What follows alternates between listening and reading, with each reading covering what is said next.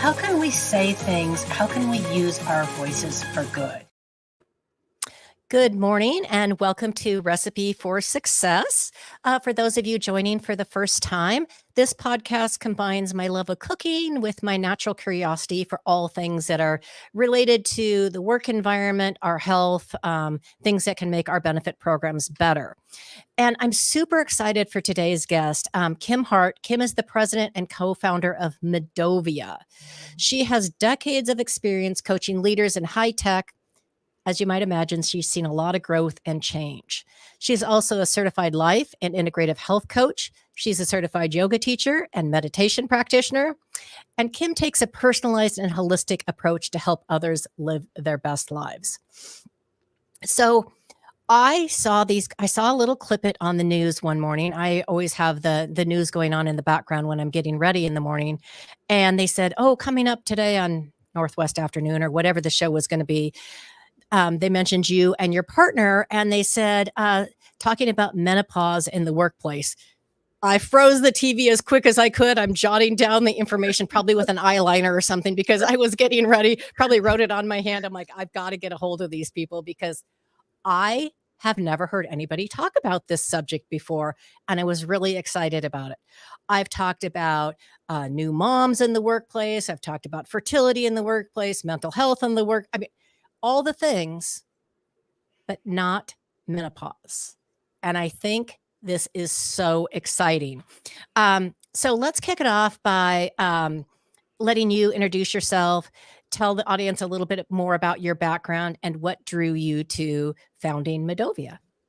Well, Nancy, thanks for having me on. I was really excited to join you. So thank you for that. It's kind of one of those, what do I do next in my life kind of conversations.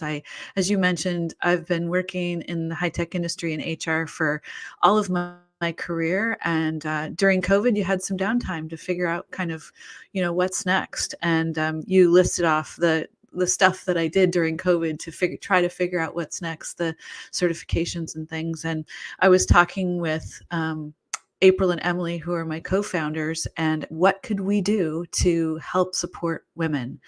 We all have this deep passion around helping women throughout whatever it is that they need in their life, but we saw that our friends were starting to struggle in menopause. What could we do to help bring people together? And as we started digging down deeper in this, we realized that we're not talking about this in the workplace. And part of the stigma around it is we're not talking about it and that people don't understand and we're not supposed to talk about it.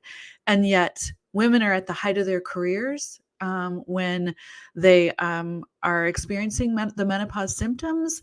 They are sandwiched between their kids leaving and their parents aging. And it's now time to figure out, what does this mean for me? And how do I live the second best half of my life? So we got excited and came together and started this company to really address those stigmatizing issues that are happening in the workplace, help educate people. No one has ever told you what menopause is other than your mom pretending that nothing's happening, right? But we're living longer, we're working longer, and women are wanting to be, go-getters. And so what can we do to help support women during this time of their life? So really it just came out of like this deep passion for community, for bringing women together, and also this gap that we saw of people struggling inside and outside the workplace with how to manage menopause. So how did you come up with the name Midovia? No, it's a good question. Lots and lots of hours, but Midovia. We wanted a really catchy name, and we wanted a .com. And Midovia is mid for midlife, and ovaries is the OV, and Okay. via is your pathway through midlife. Okay. And so yeah, that's how we came up with the name. I love it. Well, I figured out the mid. I couldn't figure out the rest of it, but I'm like, okay, I know there's a story behind it. So I was curious to hear that. Well, as someone, obviously who's gone through menopause myself, and in the workforce actively during the time, once I heard those words on TV, I just couldn't stop thinking about, why are we not talking about this? Yeah. Why is this just such, we sweep it under the rug and we pretend it's not happening? Why do you think that is? Well, I think part of it is that menopause is seen as something that happens in aging, right? And women, the anti-aging sort of youth culture of trying to stay young and fit is one thing that people didn't want to bring into the workforce, even though it's a natural phase of life. Every person born with ovaries is going to go through some sense of menopause. And so I think that there's lack of awareness and education, as I mentioned earlier. I think many people, when we talk about training them in the workplace, they're like, "Oh my gosh, I didn't even know that this was a thing. I thought I was going crazy with my brain fog, with my hot flashes." I mean, everyone associates menopause with hot flashes, Mhm. but not everyone who's going through menopause has hot flashes. So I think that's, if you don't have it, you think the rest of it is you just going, a little bit crazy about it. I think discussions around female reproductive health as a whole has not always been open. I think the research in this women's health space is just starting to happen now. And most of the research has been done on men, and so not even sure how to position this.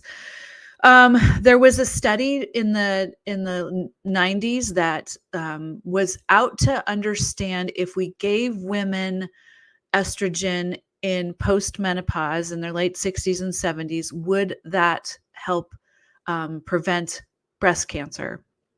And it didn't. And made people think that hormone therapy of any kind at any age was dangerous. So everyone pulled back on that. So many studies since then had said estrogen, replace hormone therapy, and other things are fantastic for your health overall, your heart, your brain, and cancer since then. So there was some stigma attached to the researches that had been done up until that point, which caused people to not want to talk about it. I think not a lot of doctors understand menopause, so that when you walk in with your symptoms, they tell you to just kind of suck it up. And there are 12 or 1,300 menopause certified doctors in the United States Oh, for that's horrifying. all the women, right, going through this. So if you go to someone that is not educated in the way that you need it, you're not going to get the right information. So there are so many reasons why it hasn't been a conversation. And in the workplace, the male dominated industries just don't even consider it as an issue. Meanwhile, statistics say that 1 in 4 women will experience symptoms, and 1 in 10 will leave the workforce because of the symptoms that they have. So I think that we're coming forward with time, like we can't not talk about this anymore. So it's really interesting. So I started going through menopause at age 38. I'm 62 now. So you can you can do the math on all of that. And at the time, the doctors thought they were like, "No, you're not going through." I'm like, "I am." And finally I had to like beg them to do a blood test on me. And they're like, "Oh my gosh, you're going through menopause." I'm like, "I know." Yeah. Um, Yeah. and so I had actually like gone all the way through it by the time I had turned 40, somewhere right in that category. And again, they didn't know what to do for me after I'd gone through menopause. So I spent almost 20 years with no hormone replacement. And I just felt like I was getting worse and more tired, and just like all the things just felt worse. And so I finally started hormone replacement therapy about 2 years ago, and I happened to use the pellet method, which, there's many different methods because the other ones didn't work for me. I had side effects, etc. And the first question I got whenever I would mention that to any of my girlfriends was, "Well, aren't you afraid of getting cancer?" See? And I said, "No, because I did the research before I did this. My blood work is monitored regularly. And I felt like I still feel like a totally new person. Yeah. It was incredible. It was night and day. Yeah. And it took 20 years Yep. to find somebody who would actually test me appropriately and come up with a plan of action. So I'm hopeful that women that are premenopausal now or in menopause, that they don't have to go through the same things that I did, where it was just basically tough luck. You're Right. Suck it old, up. Yep. you know. It But was you pretty. weren't. You weren't. I wasn't. But that's kind of how they felt about it. You mentioned a few statistics, and I want to read a few of these because I think this is crazy. Uh, Almost 50 million people in the US are navigating the menopause transition. 75% of women experience menopause symptoms. So that means 25% really don't. It's not a big deal for them. Right. I'm very happy for them. I was Yeah. not one of those people. I know. Me too. 1 in 4 of those people have severe symptoms. Yep. Again, yes, me. But this one really astounded me, especially when we talk about it in the workplace. 1 in 4 women consider leaving the workplace during their menopause transition. Most of these women are mid-career, which means that they're at their height of their earning potential, their contribution to the companies they work with, their contributions to society. And why are we ignoring them? That's Right. crazy. 1 in 3 women say that menopause negatively affects their work performance. I remember that because I felt foggy. I felt like I had Yep. brain fog. Yep. 2 and 3, 2/3 of women report that menopause negatively impacts their life. Now, that could be, of course, just their social experience, their relationship experiences, their physical. And oh, this is a big one. Women spend between 1/3 to 1/2 of their lives in menopause. That's the whole menopause, the pre, the Yep. but that's a lot of our lives. Well, it's true. And, we used to not live as long as we Right. do now. And we used to retire just before we were going to not live any longer. And so it was truly the end of life. But now, menopause, the average age where women hits menopause, and let me say that menopause is defined as 12 months where you are without a menstrual cycle. So it is one day where that's menopause and the next day is postmenopause. So I think that's an important distinction. Women start having perimenopause symptoms, average age is 41, and the average age of that one day is 51. So if you're going to die at 54, then yeah, it's the end of your life. But really, if you're going to hit 51 and work until you're 65 or 70 and then live beyond that, it is truly, you are truly in at least half your life in some cases. In your case, Nancy, where you had perimenopause and menopause early, that's even longer. Yeah. So we got to pay attention to this. We got to help women understand what's going on. You don't have to suffer. And there are many ways to handle this, both naturally, and we've talked about hormone replacement therapy. It's called menopause hormone therapy now because we're not Yes. replacing anything, we're supporting it. But that's the old word that people have heard is HRT. That's not for everyone, but there are ways to change your lifestyle where you can feel better than what you're feeling right now. And it's hard.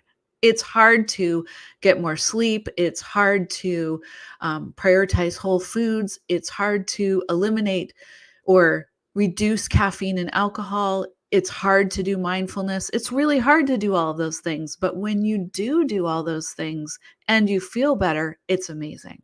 Right. And I mean, if you look at it, and I mean, the thought of never feeling better after age 40, that's awful. And Awful. and again, some things work for some people and some things work for others. And everybody has to find their own path. And that's going to be working with a healthcare provider who will do the appropriate testing, who will help explain the options and help guide you through that journey. I tried natural supplements. I couldn't sleep because, a lot of postmenopausal women don't. I sleep like a rock now. It's amazing. It's probably Yeah. the biggest gift that I've ever been given. But all of those things, my bone density was suffering. I mean, there's so many side effects, but for some reason, our medical system does not recognize treatment of menopause or postmenopausal symptoms in the same way that it recognizes a lot of other things, including Yep. treatments for men for the famous low T. Somehow insurance covers that, but they don't cover anything for me because I have found the only thing that really works for me is the pellets. Now, if I wanted to do a patch and then break out and have all sorts of other side effects, they'd gladly pay for that. And isn't that, I mean, again, being in the benefits industry, this is my life. Yep. It's insane to me that we don't treat women the same way that we do treat men when it comes to our natural aging process and the things that our bodies go through. We haven't done the research, and the Biden administration and a lot of Congress and very influential women, Oprah and Halle Berry, are now standing up saying that this is not okay. And so we, meaning all of us who talk about menopause every day, we're really optimistic that some of this investment will help bring more knowledge around women's bodies. But, just as an example, some women needs testosterone as part of their I have to have some of that menopause too. support. There's no research that says how much testosterone to give women when they're suffering with some of the side effects that testosterone would help support. They've done a bazillion tests on men and what testosterone would look like. So hoping that we now are moving towards more studies and more ways in which women's health will be looked at during this time of life. I should certainly hope so. Okay, we talked a little bit about this, but I kind of want to circle back to the stigma, shame, and secrecy. When is the last time you heard a woman at work say, my menopause symptoms are really flaring up, or my postmenopause, and I'm really struggling today? Though those words are not spoken 95% of the time. It just doesn't happen, especially in the work environment. Why do you think that is, and how do we start to have a more open conversation around this? Well, I think I'll go back to the fact that pre-COVID, you didn't bring your home life to work, and you wouldn't talk about how you're suffering or what's going on, and you'd kept that really private. Couple that with the fact that, your mom had menopause and she just was like, yeah, whatever, suck it up. And doctors are not helping you. So there's that situation. I think so Midovia's key work is we go into companies and help change their culture by offering training for managers, for employees, and for HR. What is menopause? How do you talk about it? What are the side effects?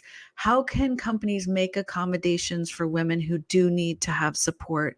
What kind of policies should you have? And just open up the dialogue so that it's a conversation that you can have.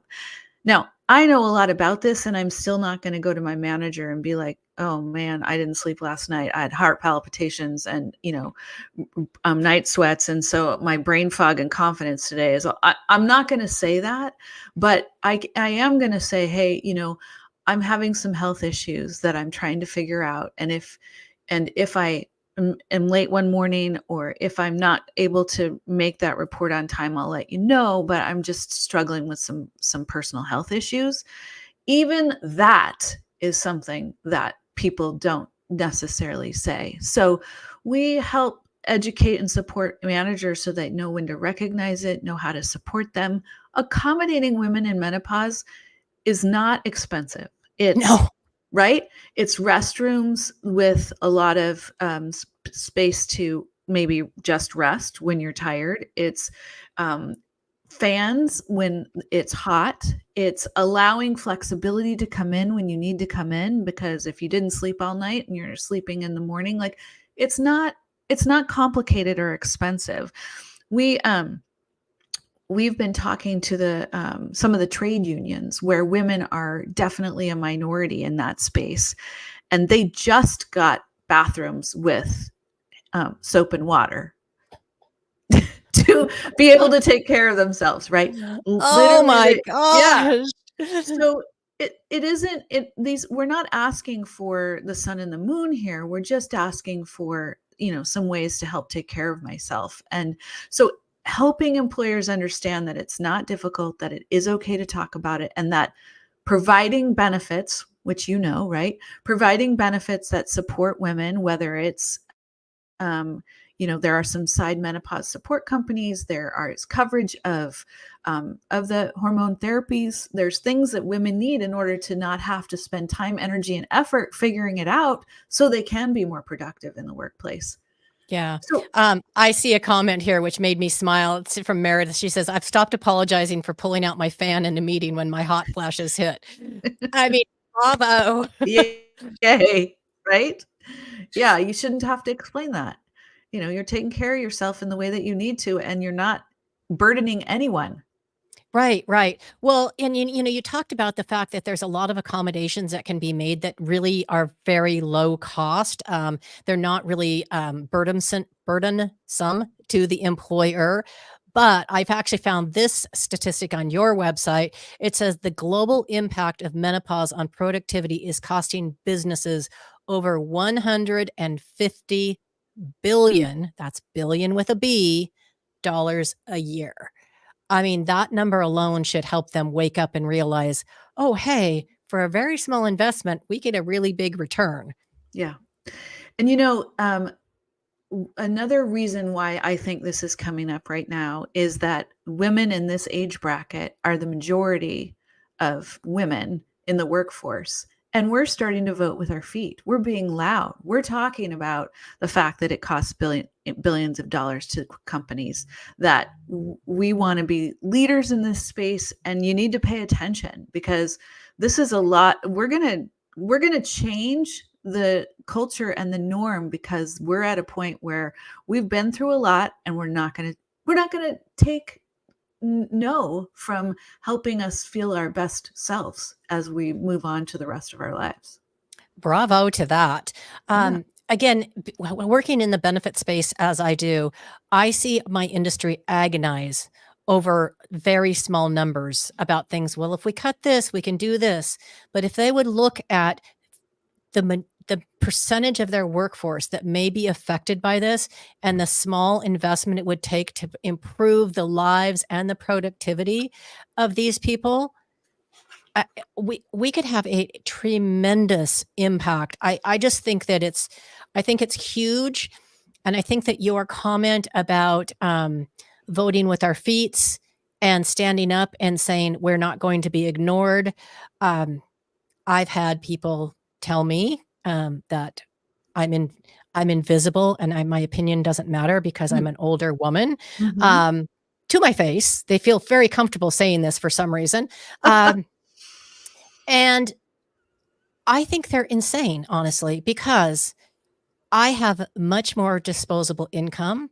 I have much more, quite frankly, power to influence, to change, to affect policy than they do. So while we have this platform, while we have this voice, I feel like it's our responsibility to elevate it.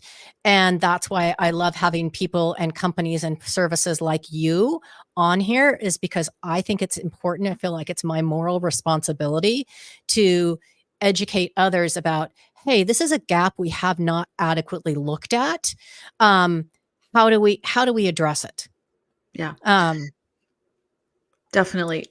April and Emily and I all have daughters in their, early 20s. And we feel like if all we do is help normalize the discussion for when they get there, then we've succeeded, so that they can go break other ground.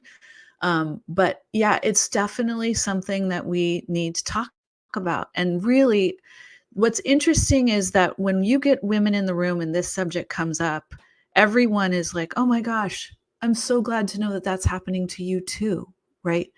I felt like I was the only one that woke up in the middle of the night, and I had night sweats, which led to no sleep, which I woke up and I had anxiety. And because I had anxiety, my brain fog was high. And then, like, it's a cyclical thing. And when women are able to, women under stress tend and befriend. So they're the ones that want to be around other people and work through the hard problems. And this is when we get them together, powerful things happen. And so that's when we do our training sessions and we have the women in the room, it is full of energy, light bulbs going off, great ideas, sharing experiences. That watch out, because women are going to, show everybody else how we're supposed to, be as humans to each other. So it's exciting. It's an exciting time. I love that. So I know that Medovia supports employers, but do you also support individuals? Maybe somebody works for a small employer and they don't have any support. So how would an individual access or use your services? Yeah, no, it's a good question. April and I are both health coaches, and really looking at what your doctors, and I'm not trying to sell anything here. I'm just saying that really when you get a doctor who helps you understand what's going on and you have someone to support you from an accountability perspective, we've seen huge strides in women's wellness in that space. We occasionally do events and retreats, which we absolutely love, and we put those on our website as well. That's the most fun that we ever have, is when we can just pull women aside and celebrate together of where we are in this space.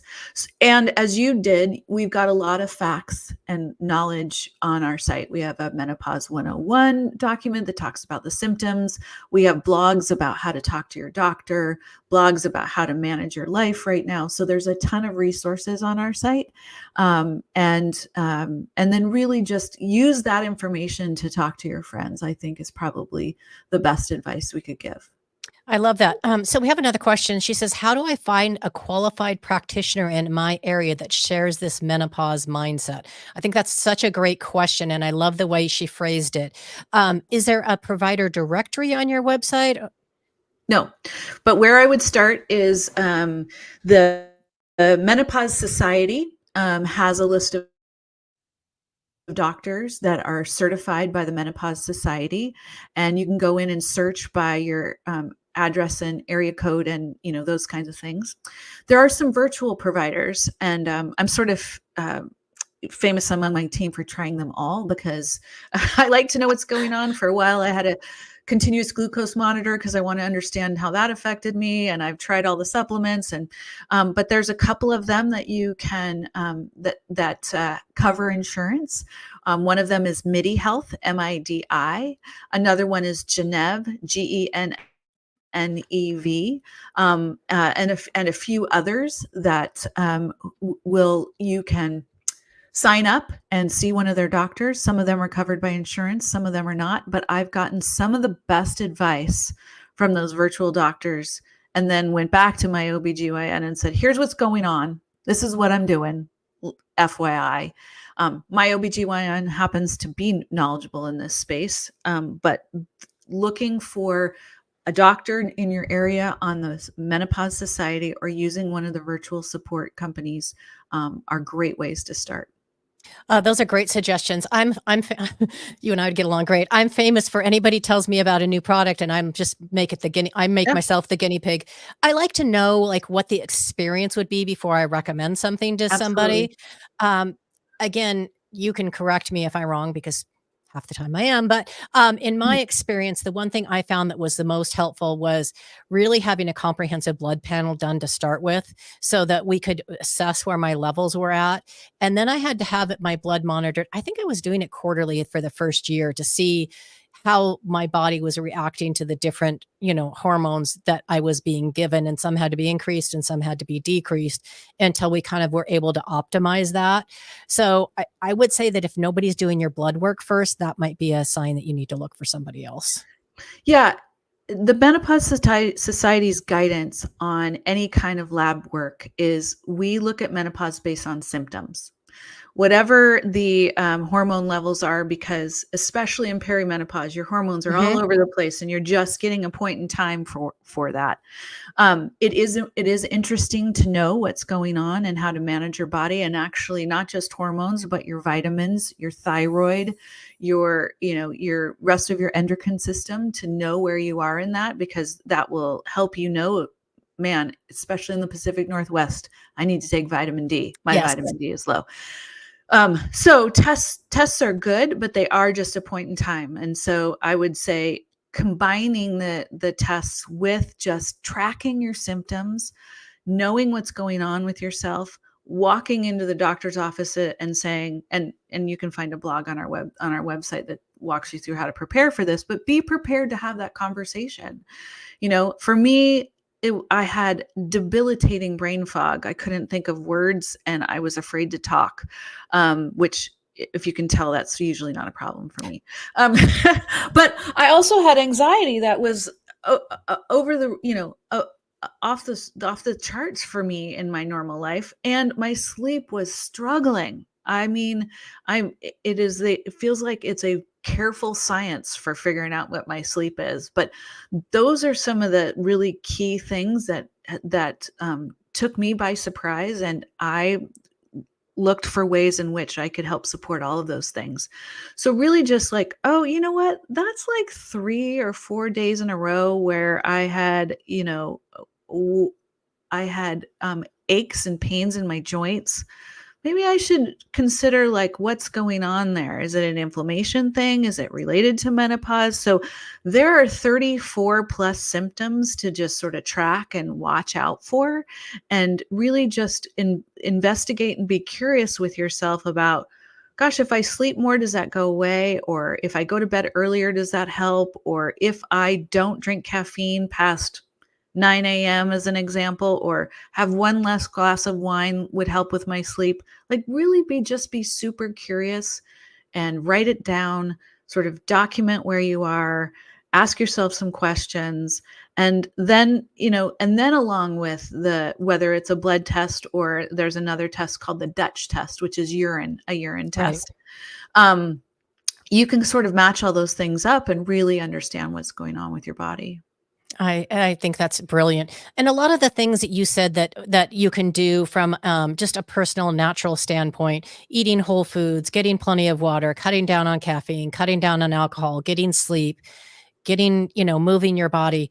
Those are things that are going to help at any stage of your life. Yeah. But I think they're particularly important when your body is under stress, and menopause is a stressor on your body. So Absolutely. anything you can do to set the baseline as positively as you can means that anything else that is done is going to build upon the work that you're already doing. Absolutely.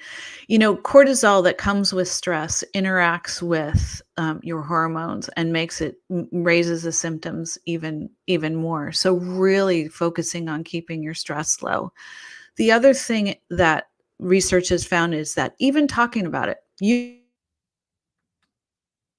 and me right now, Nancy, talking about it to your audience, people having a place to listen and be heard helps reduce the symptoms. So just all the ways in which you can think about what you might need to reduce the symptoms and sort of reprioritize in your life will help you thrive. I love that. Okay. Well, we could talk about menopause for days because there's a lot to cover, but I hope that everybody got a better understanding of how it affects not only the person going through it, but also those around them, including those in the workplace. And just to destigmatize it, and don't be afraid to ask questions, talk to another woman, use these resources like Midovia, Midi Health, Genevieve. All of these things are really tools, and just destigmatize it, because the quicker we do that, the more accepted it's going to be from a benefit standpoint, from an insurance standpoint, from an employer standpoint. So I think it's super, super important. And I'm beyond pleased that you were able to join me today to talk about this. Thanks. Yeah, it was fun. So let's move on to the 5 burning questions. Are you ready? Yeah, I'm ready. And it was scary when you told me, and I'm like, okay, I can answer those. You can do it. You can do it. Okay. Number 1 question. Everybody gets this one. What is your absolute favorite food in the world, and can you cook it? Oh, and can you cook it? Um, I think my absolute favorite food is ice cream, and I can buy Hmm. it. That counts. That counts. That absolutely counts. Okay, this is one of my favorite questions because I always love to hear people's perspective on this. But what character trait do you admire most in other people and why? Generosity. When I see people giving or supporting without any expectation of what they're going to get back, I'm always stand in awe of people that are able to just give and support in ways that is not for them, but for the people that they love. That's beautiful. Now, if I turn it on tables on you and say, what character trait in yourself are you most proud of and why? I have the gift of gab, and it is both served me well, and also every teacher throughout my entire life uh, talked to my parents about that. And I feel fortunate that I'm not afraid to talk to anyone about anything. I love that. Okay, so this is so what's the one thing that any employer can do to provide a more supportive environment for team members that might be experiencing menopausal symptoms? I think a policy. I mean, just plainly a policy that we will support people during this time, um, and give people the space to take care of themselves with whether that's benefits or time off. But really just understanding that there's a life that someone is trying to live, and how can we help them live the best life while they work here. That's beautiful. Okay, here's a fun one. What's your secret talent or something that people would be surprised to learn about you? I can shuffle cards. I mean, when I mean, I like you can do the shuffling. I can't do the shuffling like this, but I can do it like this without looking behind my back, under my leg. Anytime I've been in a talent show for whatever since I was a kid, I just would shuffle and talk without looking, and that's my top skill. I learned on the swim team when I was in second grade. I love that, and I will tell you, you're the first person in 4 years that has mentioned shuffling cards as their secret I talent. know. So I love that. I love that answer. Okay, last question. Who's the one person, famous or not, living or not, that you would most love to be able to sit down and have a conversation with and why? My grandfather. My grandfather was, an old comes from old Irish background. He had 8 kids. He was wise and creative, thoughtful and kind. He was accepting of everyone. He made a huge impression on my life, and I would love more than anything to sit down at a table with him and my kids. That would just be the most incredible thing. He did not live to see my kids, and he was one of those people that really made the biggest impact on my life. That's amazing. Well, thank you so much for your time this morning. Yeah. For anyone that wants to learn more about Midovia, they can go to your website, Yep. midovia.com, correct? Correct. Yep. Okay. And we're on all the social channels too, so you can join along on any of the social channels. Yep. Awesome. Well, thank you so much. We are going to continue to elevate this topic. I know that some of these people will catch this on the replay. I'm sorry they weren't here to join us live because I think this is something that we just need to continue to push to the forefront and normalize. Thank you so much for having it be a topic on your podcast. It's, we just have to keep talking and get the word out. So it was a fun 40 minutes with you today, and I really appreciate it. Awesome. And for the rest of you, there will not be a show next week, as the 4th of July is it's on Thursday, but we're not doing one because everybody will be on vacation. So we'll see you the week after that. And thank you again for your time, Kim. Thank you.